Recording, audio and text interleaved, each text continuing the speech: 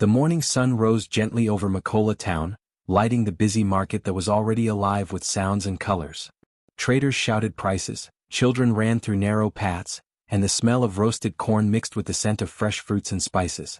It was another normal day in the town where everyone was busy chasing a living. Among the crowd was a young man named Tundaladipo. He looked like any ordinary wheelbarrow pusher, dressed in an old faded shirt and worn-out slippers. His hands were rough and his clothes were dusty from work. Tund pushed a shaky old wheelbarrow that squeaked with every turn. The metal was rusty and one wheel was bent, but he didn't complain. As he moved through the market, people stared. Some ignored him, others laughed. It was common to see wheelbarrow pushers in Makola, but Tund seemed different. He worked quietly, always polite, never arguing. Still, nobody cared to notice more than his poor appearance. "Hey wheelbarrow boy. Come carry my goods," shouted Amara, the vegetable seller.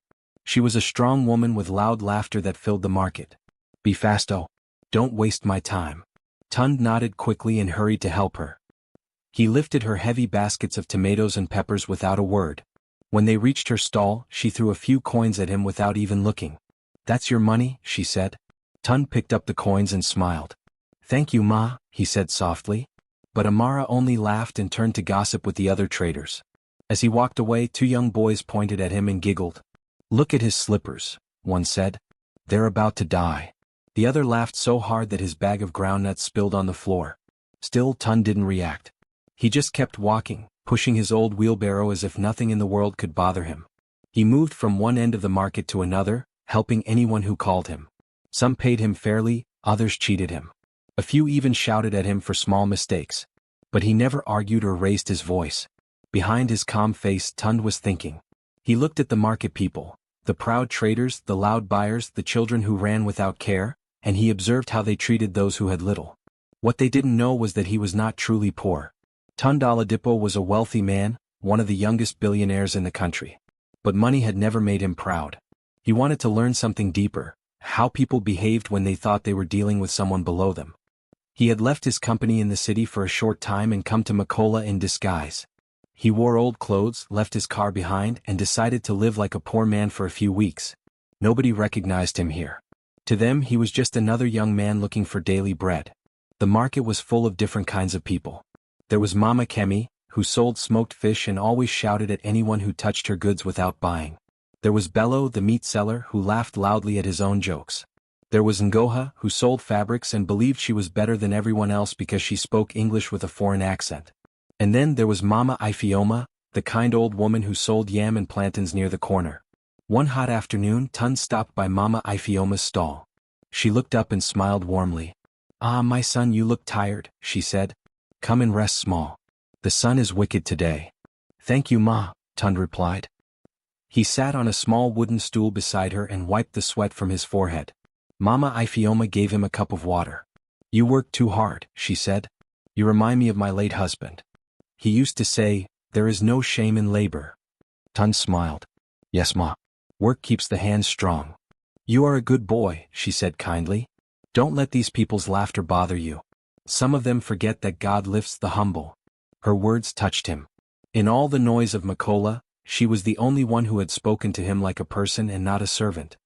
He thanked her sincerely and helped her carry a heavy sack of yams to her stall.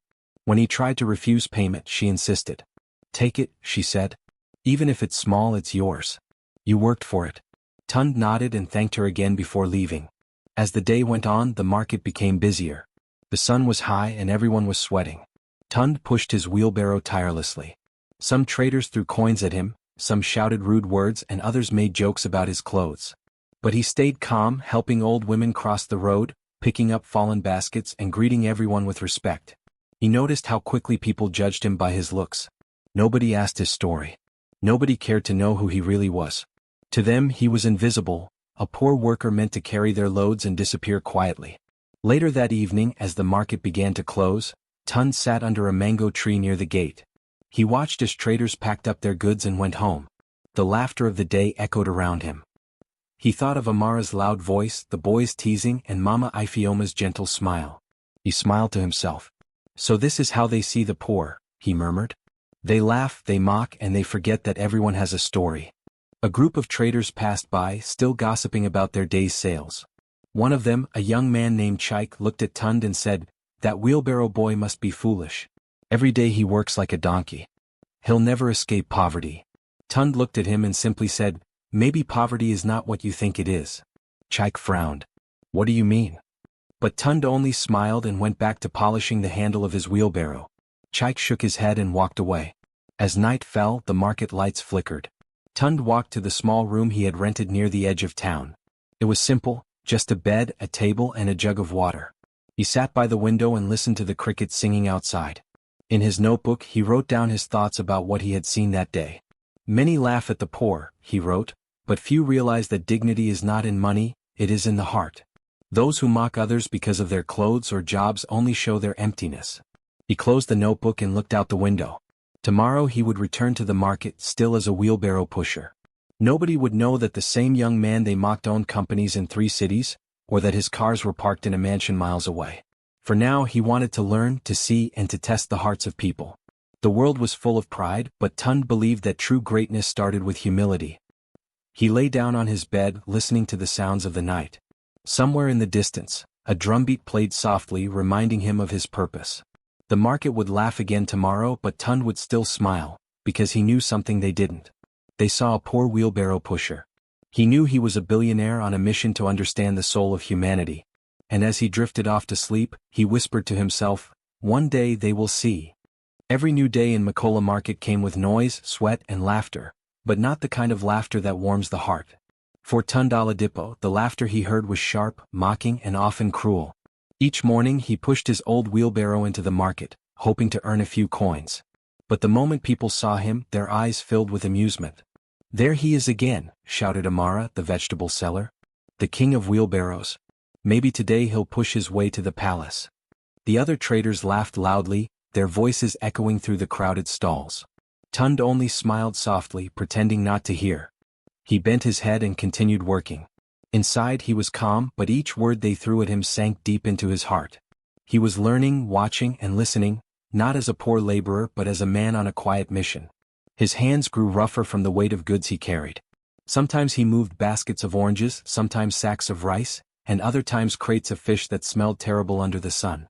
No matter the load, he carried it without complaint.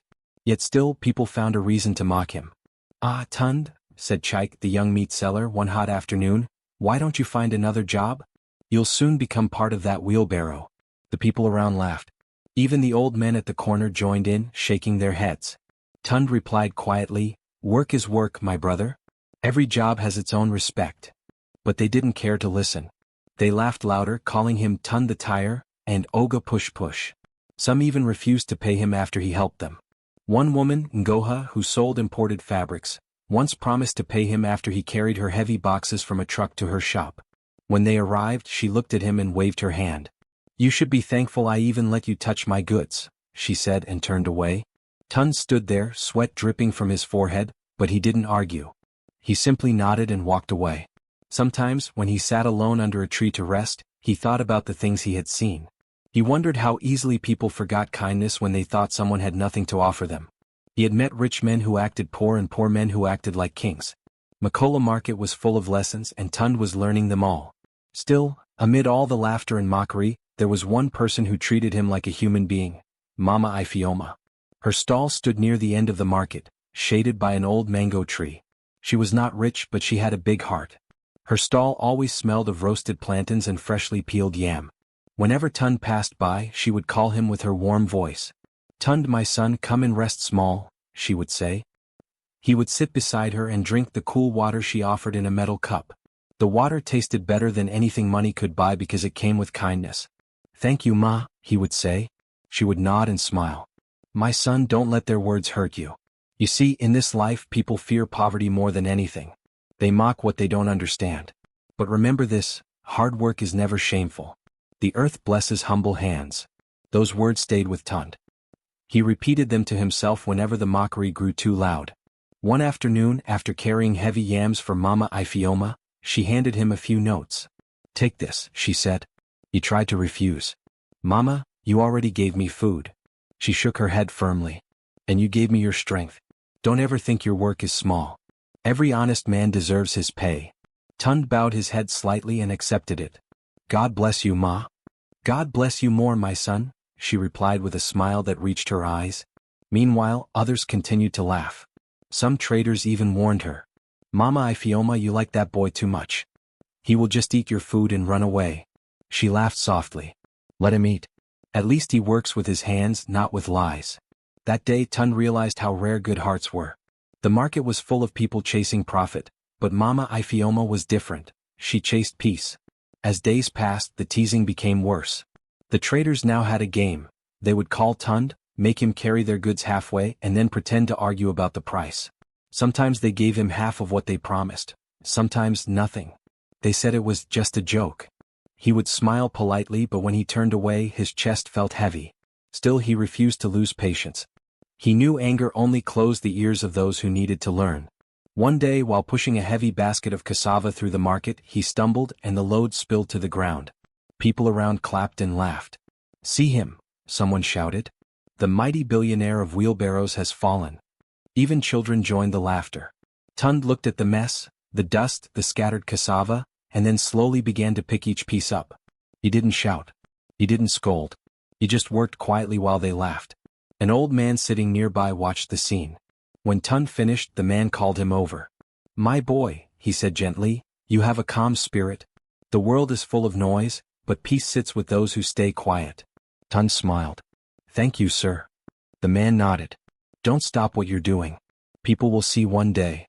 That evening, as the market closed, Tund went to Mama Ifioma's stall. She was counting her remaining yams. You look tired, my son, she said, noticing his slow steps. Yes, Ma, he replied. It was a long day. She packed a small piece of roasted yam in paper and handed it to him. Eat this before you go home. Don't let hunger sit with you tonight. He smiled, taking it gratefully. You always take care of me. She chuckled. When I was young, I had nothing too. If not for kind people, I would not be here. So when I see someone working hard, I must help. That's how life should be. As Tund walked away, the taste of the roasted yam filled his mouth, simple, smoky, and sweet. But more than the food, her kindness filled his heart. He returned to his small room that night, the laughter of the market still ringing faintly in his ears. He sat by the window and looked out at the quiet street. A single lantern glowed on his table as he opened his notebook. Today, he wrote, they laughed again. Some cheated me. Some mocked my clothes. But one woman showed me grace. She gave without pride, and her words carried truth. The poor may have little, but the humble carry gold in their hearts. He closed the notebook and stared at the stars through the window. He thought about his real life. His mansion in the city, the office that waited for him, the drivers and assistants who called him, sir. None of them would imagine him here, dressed in torn clothes, being insulted by market women. But that was exactly why he was here. He wanted to see the truth, the kind that money hides. He lay down on his small bed, tired but peaceful. Tomorrow they would laugh again. But he would still return. He was no longer just studying the market, he was studying human hearts. As he drifted off to sleep, he remembered Mama Ifioma's words once more. Hard work is never shameful. The earth blesses humble hands.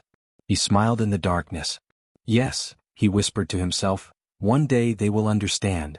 The morning sun had barely touched the roofs of Makola Market when whispers began to spread like fire in dry grass. It started with one trader, then two, then the whole market knew, a billionaire was coming. No one knew his name, but they said he was rich enough to buy the whole town and still have change left. They said he was coming to bless the traders with money, to help the poor, and to build new stalls for the market. By mid-morning, excitement filled the air. Every trader cleaned their space as if the president himself was visiting. The market, which was usually noisy and dusty, suddenly looked like a festival ground. Stalls were washed, baskets arranged neatly, and colorful fabrics hung from poles to make everything look bright and rich. Even the air seemed to smell sweeter. Amara, the loud vegetable seller, wore her newest wrapper and tied a sparkling headscarf. She polished her tomatoes until they shone like red jewels. Today I will meet a rich man, she said proudly to anyone who passed. Maybe he will bless me and my business will grow.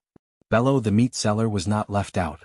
He borrowed his cousin's perfume and sprayed too much of it, until his whole stall smelled like a strange mix of meat and flowers. The billionaire will see that Bello is a clean man, he told the other butchers. If he wants to invest in a meat business, I'm ready. Even Goha, the proud fabric seller who once refused to pay Tund, was busy arranging her finest cloths and practicing her accent in front of a mirror. "Good afternoon, sir," she said to herself, smiling. "Welcome to my beautiful shop." She laughed softly, imagining the billionaire shaking her hand. The whole market was like that, full of hope and pretending. But in one corner, near Mama Ifeoma's yam stall, stood Tund Oladipo, still in his dusty shirt and worn slippers, pushing his old wheelbarrow. He worked quietly as he always did, though now the air felt different. People who usually shouted at him were suddenly polite. "Ah, Tund, please carry my bags carefully," said Amara, smiling for the first time. "Don't drop anything today, oh. A big man is coming." Bello even offered him water. "Take small break, my brother. You've worked enough," he said, trying to sound kind. Tund took the bottle, thanked him, and continued working. He noticed how quickly people changed when they expected something. The same people who laughed at him last week now acted gentle and kind, not from love but from greed. He pushed his wheelbarrow through the busy lanes, watching everyone prepare for the visitor. Some traders brought out chairs, others borrowed umbrellas to make shade. Even the market leader, Chief Oduma, wore his traditional robe and sat in front of his office with a big smile, waiting for the billionaire. Mama Ifeoma, however, stayed calm. She continued selling her yams as usual. When Tund came to greet her, she chuckled softly. "This market, look how everyone is suddenly pretending. You would think the king himself is coming." Tund smiled. "They all want to be noticed, Mama?" She said, shaking her head. "If only they behaved like this every day, Makola would be a better place. Kindness should not wait for rich visitors." Her words warmed Tund's heart. He helped her arrange her stall neatly, and she gave him a small piece of roasted plantain. "Eat, my son. The day is still long." As noon came, the excitement grew. Traders stopped selling and started waiting. The market turned quiet for the first time in years. Even the goats that usually ran around seemed to pause. Everyone wanted to see the face of the man whose money could change their lives. Tund watched everything silently. He kept pushing his wheelbarrow, carrying loads for people who now looked at him with less mockery. A few even smiled at him nervously, as if afraid that he might speak to the billionaire and expose their earlier insults. The heat of the afternoon grew stronger, but nobody left. Then suddenly from the far end of the road came the sound, low at first, then louder, the deep rumble of engines. Children screamed, "He's coming! The rich man is coming!" Every head turned toward the road. In the distance, a line of black SUVs appeared, shining under the sun. Dust rose behind them like a small cloud as they moved closer. People started cheering, waving, and adjusting their clothes. Some traders ran to the front to get a better view. Chief Oduma stood up quickly, fixing his hat. "Everyone stand well. Don't embarrass the market," he shouted. Amara fanned herself with a piece of cardboard, her heart beating fast. Bello straightened his apron and whispered, "Today is my day." Even Goha almost tripped as she rushed to the front of her shop, holding a piece of her finest fabric like a flag. Tund stood by his wheelbarrow and watched quietly. His heart beat slowly, calmly. He already knew what was about to happen, but nobody else did. The convoy entered the market, the engines humming loudly. The SUVs were big and black, with tinted windows. The traders cheered and clapped as the cars rolled to a stop near the center of the market. Dust covered everything for a moment, and when it settled, the doors began to open. Out came men in suits, wearing sunglasses and earpieces. They looked serious as they scanned the area. People whispered in awe. These were bodyguards. Then one man stepped out of the biggest SUV. He was dressed neatly in a white shirt and dark trousers. He looked important, and everyone thought this must be him. The crowd clapped and shouted, "Welcome, sir. You are welcome." But the man only smiled and turned toward the SUV behind him. He opened the door carefully, and everyone went silent. Another man stepped out. At first, people didn't recognize him. His back was turned and he wore sunglasses. But when he turned around, the market froze. It was Tund. The same dusty wheelbarrow pusher they had laughed at for weeks now stood tall beside the luxury car. His shirt was clean, his hair brushed neatly, and his wristwatch gleamed like sunlight. The silence was so deep that even the wind seemed to stop. Amara's mouth fell open. Bello dropped his knife. Ngoha blinked several times, not believing her eyes. Tund looked around slowly, meeting the eyes of every trader. Then he smiled, the same calm smile he had always worn, only now it carried power. Mama Ifeoma, who stood a few steps away, gasped softly but then smiled proudly. Chief Oduma was the first to speak, stuttering. Mr. Oladipo? Is this you?" Tund nodded. Yes, chief. It's me. Whispers filled the air. Tund Oladipo? You mean the Oladipo Holdings? The billionaire? Yes, said another man. He's the one. He owns companies in 3 cities. The crowd broke into mixed voices: surprise, shame, disbelief. Some traders covered their faces. Others began to mumble apologies. Tund raised his hand gently and everyone went quiet again. I came here, he said softly, his voice calm but strong, not to be seen but to see. I wanted to know how people treat those who have nothing. And I have seen enough. Nobody dared to move. He turned and looked at Mama Ifioma. But I have also seen kindness, in the heart of one woman who gave when she had little. Mama Ifioma's eyes filled with tears. The market was silent, except for the sound of the car's engine still running softly in the background. Tund smiled again. Now, he said, the true revelation begins. And with that, he walked toward Mama Ifioma's stall as the rest of Makola Market watched in stunned silence, their laughter of mockery replaced by the quiet sting of regret. The sound of the SUV doors echoed through the market as the engines went silent. Everyone stood frozen, their eyes wide and their mouths half open. Dust floated in the air, golden under the sunlight. For a long moment, no one moved or spoke. All eyes were fixed on the man stepping out of the lead car. It was Tund. But not the same Tund they knew. Gone were the torn shirt, the dusty slippers, and the old wheelbarrow. In their place was a clean, perfectly fitted dark blue suit that glimmered softly in the afternoon light. His shoes shone like mirrors, and his wristwatch caught the sun, flashing bright across the faces of the crowd. His skin looked fresh, his hair neatly cut, and his smile calm, the kind of calm that only comes from a person who knows exactly who he is. For a few seconds, the whole of Makola Market fell completely silent. The same people who had once shouted at him, laughed at him, and thrown coins at him like he was nothing, now stared in disbelief. Mama Ifioma, who had been standing near her yam stall, dropped her basket in shock. Dear heavens, she whispered. Is that not the wheelbarrow boy? The basket hit the ground with a dull thud, rolling yams across the dusty floor. Nobody even bent to pick them up. Amara, the vegetable seller, blinked hard and rubbed her eyes. It cannot be, she gasped. Tund? That Tund? The one who pushed my tomatoes last week. Bello, the meat seller, stood stiff as a statue, his mouth open wide. He whispered to the man next to him, My brother? I think we are finished. Even the proud Ngoha, the fabric seller, could not speak. She slowly covered her face with her hands, too ashamed to look. Tund stepped forward slowly, his suit brushing softly against his legs as he moved. His eyes met theirs one by one, calm but piercing. When he finally spoke, his voice was gentle, yet carried the weight of truth. My name, he began, is Mr. Tund Oladipo, founder of Oladipo Holdings. A gasp went through the crowd. People whispered his name again and again as if saying it could make it real. I came here, Tund continued, not as a rich man but as an ordinary worker. I wanted to learn how people treat those with less than them. His words hung in the air like a heavy cloud. The people could not look at him. They lowered their eyes, their pride melting into shame.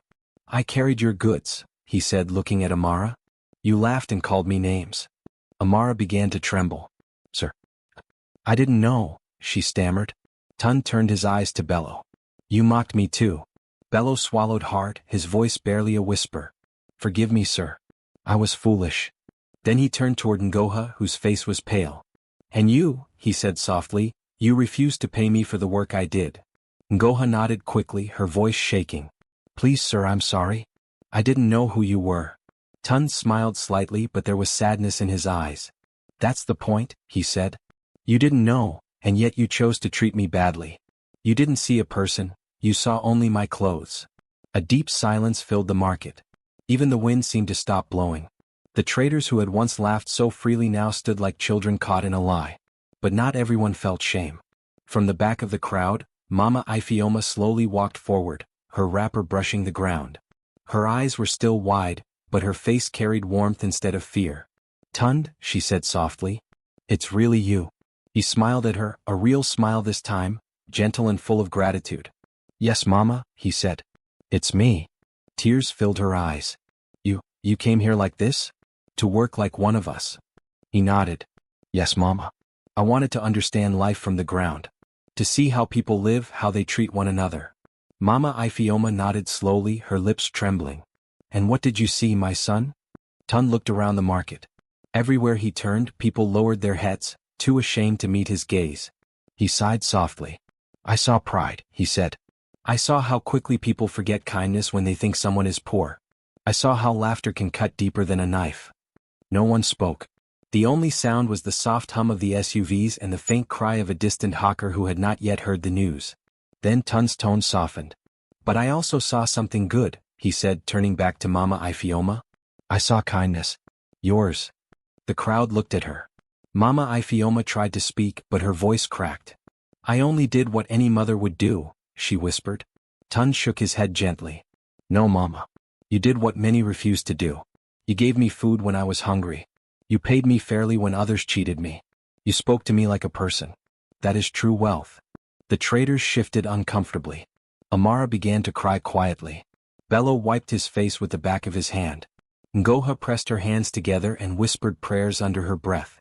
Tund looked at all of them and said calmly, You see, money does not make a person rich. Character does. His words hit their hearts like thunder. I didn't come here to punish anyone, he continued. I came to remind you that how you treat others is what defines you. He looked toward the crowd and raised his voice just enough for everyone to hear. You mocked me when you thought I was poor. Now you praise me because I am rich. But my value never changed, only your eyes did. The silence that followed was long and heavy. Then he turned to his security guards and nodded. One of them opened a box from the car and brought out several large envelopes. People gasped again. Inside those envelopes was money, not just a little but enough to change lives.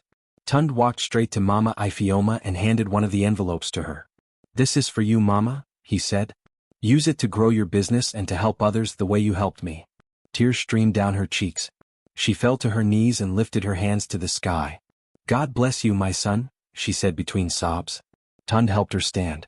You already blessed me, Mama, he said quietly. The traders looked on with mixed feelings, joy for her and guilt for themselves. Tun's guards began to distribute smaller envelopes among the other traders, but Tun stopped them after a moment. No, he said softly. Give only to those who worked honestly, those who treated others fairly. Let everyone else learn from this day. A murmur spread through the market. Some bowed their heads, knowing they would receive nothing. Others wept openly, realizing too late what they had lost. Tun stood there, his presence calm but powerful. This market, he said, will not be the same again. Let today be the day you remember that respect costs nothing, but its reward is priceless. He looked one last time at the faces before him, faces that once looked down on him now looking up with regret. Then he smiled softly and turned to get back into his car. As he did, the sun broke through the clouds and fell upon him, shining like a spotlight. Mama Ifioma raised her hands again and whispered, The boy they laughed at has become the man they will never forget. And as the convoy of cars began to move, the sound of engines filled the air once more, but this time, it was not the sound of pride. It was the sound of revelation. The crowd in Makola Market stood quietly, the dust of the day settling around their feet as Tund faced them. His suit glimmered softly under the afternoon sun, but his eyes carried warmth, not pride. The once loud market, filled with laughter, gossip, and the sounds of bargaining, was now silent like a churchyard. He looked around, seeing faces he had worked beside for weeks. Faces that once looked down on him. Faces that had mocked, scorned, and judged. And yet, in his heart, there was no anger, only a deep lesson that he hoped they would all carry with them. I will invest in this market, Tun said, his voice calm and firm. The words spread like wind across the traders, and a murmur rose among them. Hope and confusion danced together in their eyes. But, he continued, lifting his hand gently, my blessings will go to those who showed kindness when there was no gain in it. The people grew still again. His gaze moved slowly across the crowd until it rested on Mama Ifioma. The old woman stood in her simple wrapper, her palms clasped together, her face glowing with both humility and disbelief. Tund walked up to her, each step steady and sure. When he reached her, he held out an envelope much larger than the rest. Mama, he said softly, this is for you.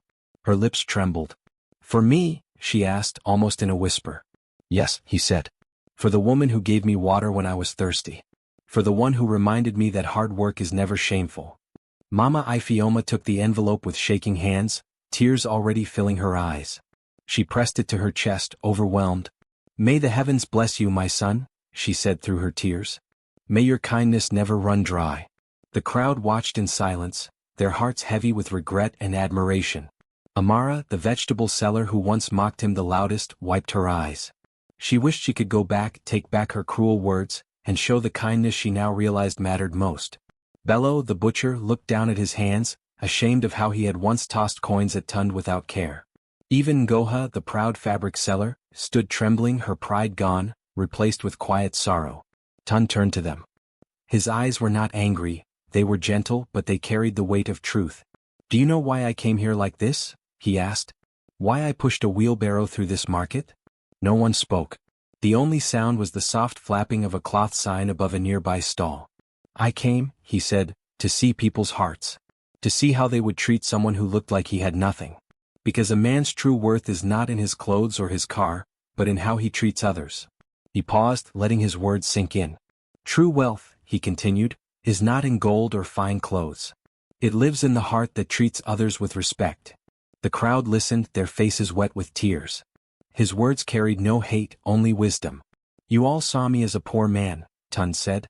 "You laugh because I pushed a wheelbarrow. But what you did not see was that your laughter said more about you than it did about me. And the kindness of one woman, just one, shone brighter than all the mockery." He looked at Mama Ifioma again and smiled warmly. "Her kindness is what I will remember most." The old woman bowed her head, whispering a prayer of thanks. Tund turned to his team and gestured. The men opened boxes filled with money, papers, and business plans. "From today," Tund said, "Makola Market will have a new beginning. I will help rebuild this place. I will give new stalls, new roofs, better paths, and clean water." The traders gasped, joy flickering in their hearts again. But before they could celebrate, Tund raised his hand once more. "But remember this," he said. "If this market is to grow, it must grow with goodness. Not greed. Not pride. Let your trade be honest, your words kind, and your hearts open." The traders nodded slowly. They could feel that this was more than generosity, it was a lesson, a gift meant to change not just their market but their lives. Mama Ifioma spoke softly, her voice trembling with gratitude. "You came here as one of us," she said. "You lived our struggles, carried our loads, and now you bless us. You have taught us that a man's worth is not in what he has, but in who he is." Tund smiled. "That is all I wanted you to see, Mama." A breeze moved through the market then, soft and cool, as if the world itself was sighing in relief. Soon traders began to whisper among themselves. Some were ashamed, but others were inspired. Amara walked up to Tund slowly, her head bowed. "Sir," she said quietly, "I spoke badly to you. I'm sorry. Please forgive me." Tund looked at her kindly. "I forgive you, Amara," he said. "But remember, don't wait for someone to be rich before you show respect. You never know who stands before you." She nodded quickly, her tears falling. Bello stepped forward too. "You are right, sir," he said. "We have all learned today." Tund gave him a small nod. "Then prove it, not to me but to one another." The crowd murmured in agreement. The atmosphere changed, there was no more mockery, no more gossip. Only quiet reflection and new understanding. That evening, as the sun sank behind the hills, Makola Market looked different. The laughter that once mocked now sounded softer, kinder. People shared stories instead of insults. Traders who never spoke to each other before now greeted with smiles. Children ran freely between the stalls without being scolded. Mama Ifioma's yam stall became a gathering place. People came not just to buy but to listen, to remember the lesson they had all learned. And sometimes when a new wheelbarrow pusher entered the market, the traders stopped what they were doing and helped him. They offered him water, fair pay, and sometimes even a meal. Whenever that happened, someone would always whisper, "Remember Tund, the billionaire who once pushed a wheelbarrow?" In time, Makola Market became known as the Market of Kind Hearts. People from other towns came to see it, wondering what had changed. They would walk through and feel it in the air, the respect, the honesty, the unity. Tund himself visited from time to time, not as the man in the fine suit, but as a friend. He would sit with Mama Ifioma, share roasted corn, and laugh with the traders like he always had. And though he was rich beyond measure, he never forgot the lessons of those dusty days. The people never forgot either. His story spread far and wide, a story told by mothers to children, by traders to apprentices, and by elders around fires. They would say, "There was once a man who pushed a wheelbarrow through Makola Market." People laughed at him because they thought he was poor. But he was a billionaire, testing the hearts of men. And every time that story was told, someone would add softly, "True wealth is not in gold or fine clothes, It lives in the heart that treats others with respect. From that day forward, no wheelbarrow pusher was ever mocked again.